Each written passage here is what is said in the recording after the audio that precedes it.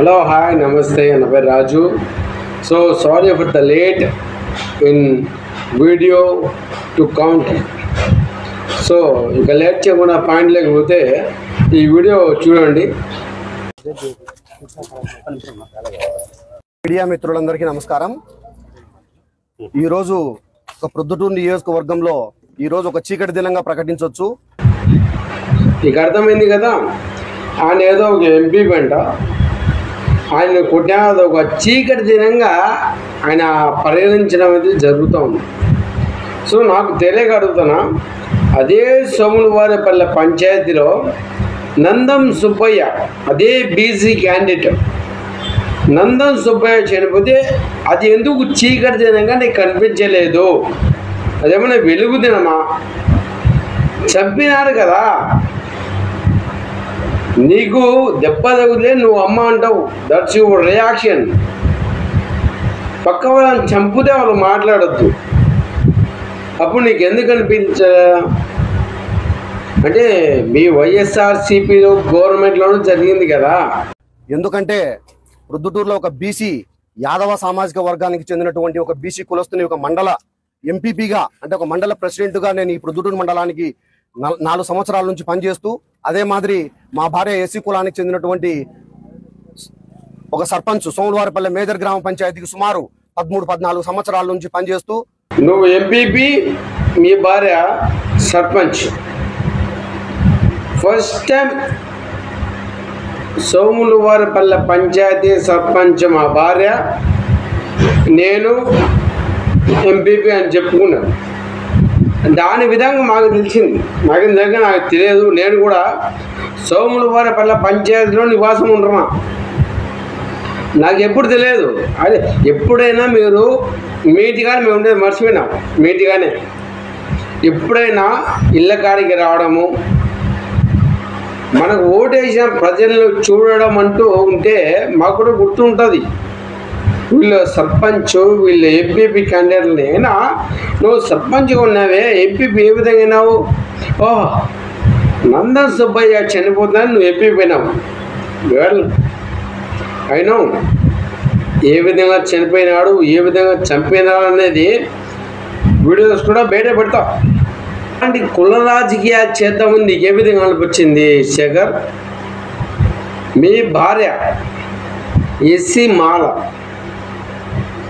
ఈ విధంగా తిట్టినారు అని చెప్పి ఆమెను చెప్తుంది, నువ్వు చెప్పాల్సిన అవసరం ఏముంది? అంటే మా ఒక్క మనోభావ దెబ్బతిరిగి నువ్వు మాట్లాడుతూ ఉండవా? నేను కూడా ఎస్సీ మాలనే, నాకు కలిగిన నొప్పి నేను చెప్తే బాగుంటుంది, నువ్వు చెప్తే చాలా చండాలంగా ఉంటుంది. నా కేసు కావడానికి ఏది చెప్పినా చెల్లుబాటు అవుతారని కూడా చాలా మూర్ఖత్వం. కానీ I want to see that in YSRCP party of the leaders, ఎవరే కానీ is not doing that any religions politics. So నేనైతే జగన్మోహన్ రెడ్డి గారు మాట్లాడినా చాలా బాగా మాట్లాడతాం, హుందాగా. ఎప్పుడు ఆయన రాజకీయాల పరంగా మాట్లాడినాడు తప్ప రాజకీయాల్లో వైఎస్ఆర్ కాంగ్రెస్ పార్టీలో రాచమల్లి శివప్రసాద్ రెడ్డి గారి నాయకత్వంలో మేమందరం పనిచేస్తున్నాం. ఆ దుర్బుద్ధితో మేము కొత్తపల్లి గ్రామ పంచాయతీ ఆ ఖాదరాబాద్ బిర్యానీ హోటల్ పక్కన అది ఒక 35 ఫ్లాట్లు వేసినటువంటి వెంచర్, అది ఒక పట్టా ల్యాండ్. అందులో ఫ్లాట్ నెంబర్ 6 నేను కొనుగోలు చేయడం జరిగింది. అది నేను కొనుగోలు చేసింది కూడా ఈ గవర్నమెంట్లో, తెలుగుదేశం గవర్నమెంట్లో ఒక 6 నెలలు 7 నెలల కిందట నేను కొనుగోలు చేసిన. ఆ కొనుగోలు చేసినప్పుడు 7 నెలల కిందట నా దగ్గర డబ్బు లేకపోతే ఒక ఫైనాన్సియర్ దగ్గర అది కుదవబెట్టి అప్పు తీసుకొని అతని పేరుతో రిజిస్టర్ చేయించిన. అక్కడ కన్స్ట్రక్షన్ చేసుకుంటా ఉన్నాం. ఇట్లా చిన్న చిన్న అలిగేషన్స్ వస్తూ ఉంటే ఆ కొత్తపల్లి గ్రామ పంచాయతీ సర్పంచ్ శివచంద్రారెడ్డి, పొద్దుటూరు మున్సిపాలిటీ 19వ వార్డు కౌన్సిలర్ మునీరు, వీళ్ళు ఇద్దరు శేఖర్ యాదవ్ నిన్ను కొట్టినారు అంటున్నాం. నిన్ను కొడితే ఎలా ఉండదు మాకు తెలియదని ఎందుకంటున్నా అంటే, నా మీద నువ్వే పెట్టావు 307 కేసు. ఏ విధంగా పెట్టావో నీకే తెలుసు. రక్త గాయం కానీ కొట్టినట్టు గుర్తులు కానీ ఏమన్నా ఉంటే నన్ను కొట్టినారా అని చెప్పచ్చు. కానీ ఇక అటువంటి గుర్తులు ఏమి లేవు కదా. ఏ విధంగా కొడతావు కేసు? అది చెల్లదు అని చెప్పి రిలీజన్ పరంగా నువ్వు మాట్లాడమనేది చాలా బాధాకరం. ఇంకొకటి, ఈ కుల రాజకీయాలు అనేది YSRCP party is not doing that the standard.